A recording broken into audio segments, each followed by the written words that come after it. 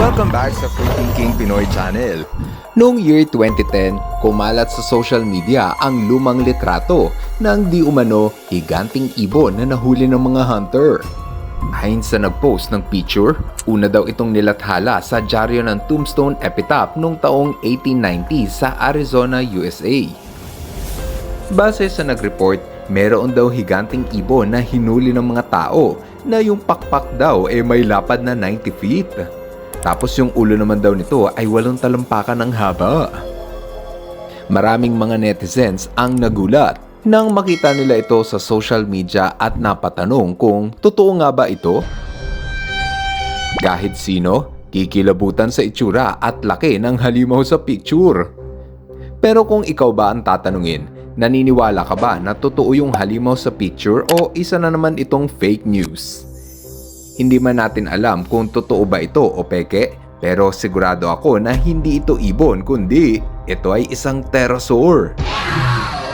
Sa mga hindi nakakaalam, ang pterosaur ay isang uri ng sinaunang hayop o ancient lizard na namuhay kasama ng mga dinosaur. Ayon sa mga scientist, nalipol na ang lahi ng mga pterosaur kasama ng mga dinosaur simula nang tumama ang higanting asteroid sa ating mundo 66 million years ago na ang lumipas. Kaya naman laking pagtataka ng mga eksperto at scientists sa kung paano may nakasurvive na pterosaur sa ating panahon.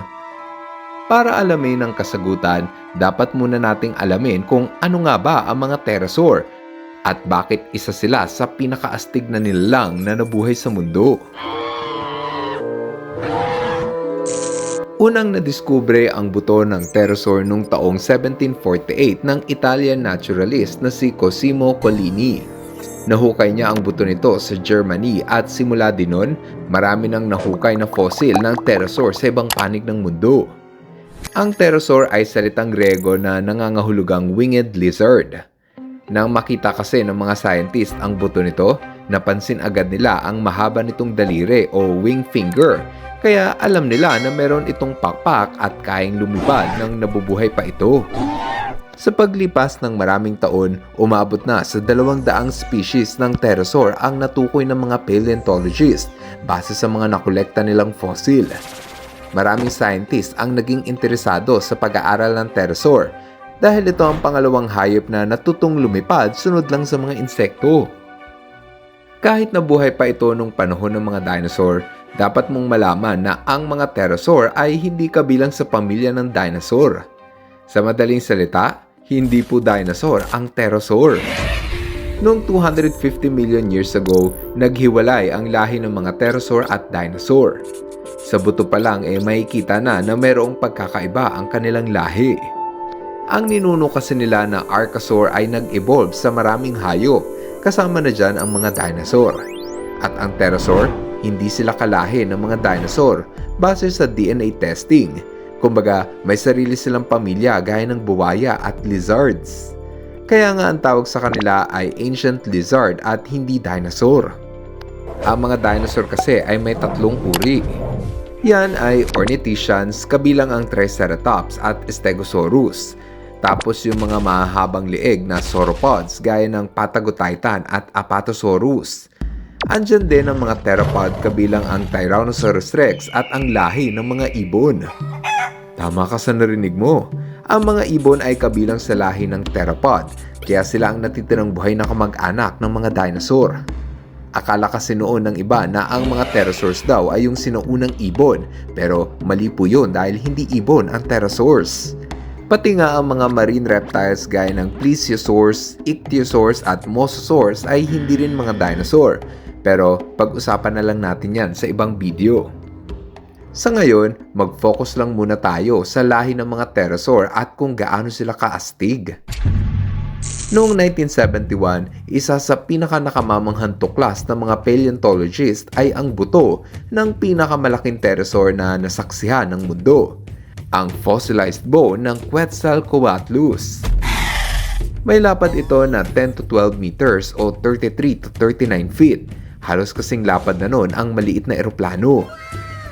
Halos kasing tangkad ng araw nito ang giraffe sa taas na 16 to 18 feet. Kung itatabi mo ang tao sa Quetzalcoatlus, dito mo makikita kung gaano kalaki ang halimaw na ito. Sa tansya ng mga scientist, maaaring may bigat daw ito na 200 to 250 kilos nang nabubuhay pa ito. Mapapaisip ka tuloy kung paano nga ba nakakalipad ang ganito kalaking hayop.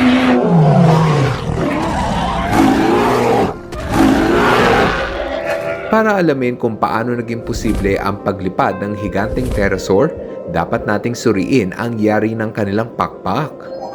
Kung ang mga ibon ay may pakpak na gawa sa balahibo, ang mga pterosaur naman ay may pakpak na yari sa manipis na balat na konektado mula sa dulo ng kanilang daliri hanggang sa binti.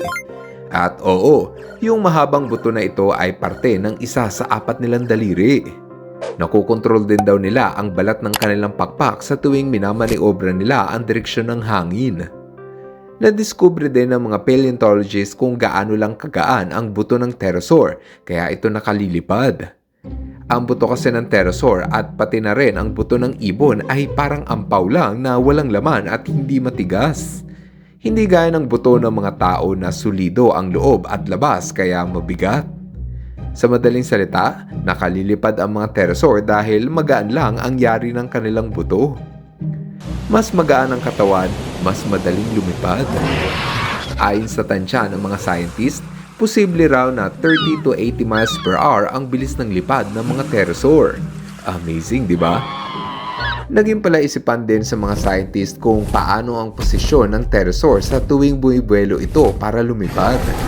Sabi nila, maaari daw na tumatakbo ito at paglilipad na, saka nito itutulak ang kanilang katawan pataas. Ang tawag sa estilo na yon ay quad launch. Para lumipad ang pterosaur, tumitindig ito na handa ng tumalon.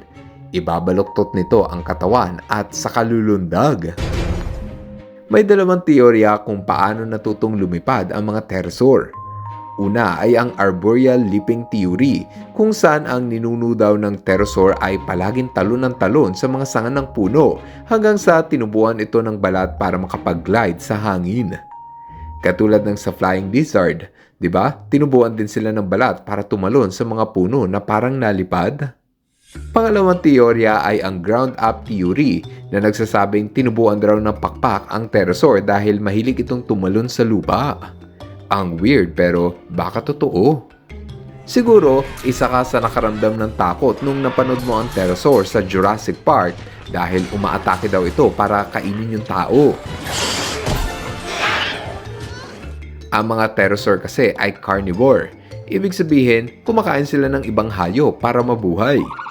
Gaya na lang ng pteranodon na may mahabang tuka at wala silang mga ngipin, kaya mahusay silang humuli ng isda, gaya ng mga ibon sa ating panahon.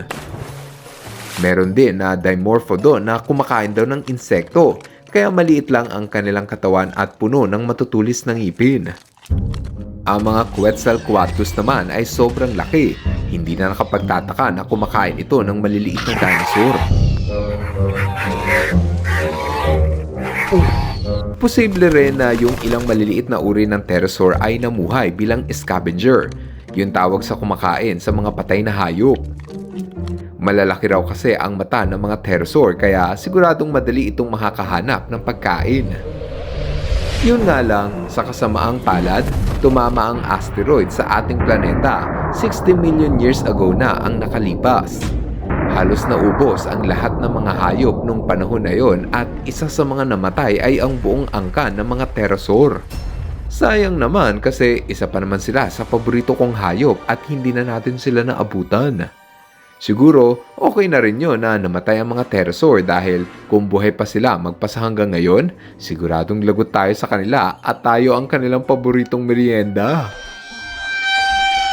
Sa aking pagre-research tungkol sa picture ng pterosaur na nahuli daw ng mga hunter noong 1890, nalaman ko na ito pala ay peke. Hindi totoo yung kumakalat na picture ng pterosaur at ginamit lamang ito para sa palabas na programa na umere sa History Channel. Nang kumalat kasi ito sa social media, marami ang naniwala na totoo ito kaya dapat lang na malaman nyo na ito ay fake news. Pero ang astig siguro kung meron talagang buhay na pterosaur, no? Sa tingin ko, sila talaga ang tunay na dragon. Meron silang kaliskis, meron silang pakpak, yung mukha nila parang sa buwaya. Tapos ang kulang na lang bumubuga sila ng apoy at para na talaga silang dragon. Pero malay nyo, bumubuga pala talaga sila ng apoy. Pero hindi lang natin yun alam kasi hindi naman natin sila naabutang buhay, di ba? Pero kung ikaw ba ang tatanungin, naniniwala ka ba na meron pang buhay na pterosaur ang hindi pa nadidiskubre ng mga tao? Kung ano man ang opinion mo, pahicomment na lang sa ibaba ng video nang mabasa namin. At kung nag-enjoy ka sa ating kwentuhan, sana ipindutin mo ang like button sa ibaba ng video. Pag madami kasing like yung video, mas lalo pa yan ire-recommend ni YouTube sa ibang mahilig din sa mga dinosaur para mas lumawak pa ang ating mga viewers. Ngayon, andito na tayo sa ating shoutout portion. Hello kay Sean Raiden Quero. Hello rin kina Daddy Ches, Mami Arlene at August Carlota. What's up kina Daddy LG at kay Renz Marta, Ruth Margaret Ricafort, Charles Adrian Ubaldo, at kay Kyle Dwayne Dukog at sa buong Taan family. Maraming salamat sa inyong panonood. Now, see you guys on our next video. Bye-bye! Hello mga ka-FTP! Ako si Nomer at nagpapasalamat sa inyong panunood. Kung nagustuhan nyo ang video ito, subscribe na sa FTP channel. Don't forget to hit the subscribe button para updated ka sa mga bagong videos. Paalam!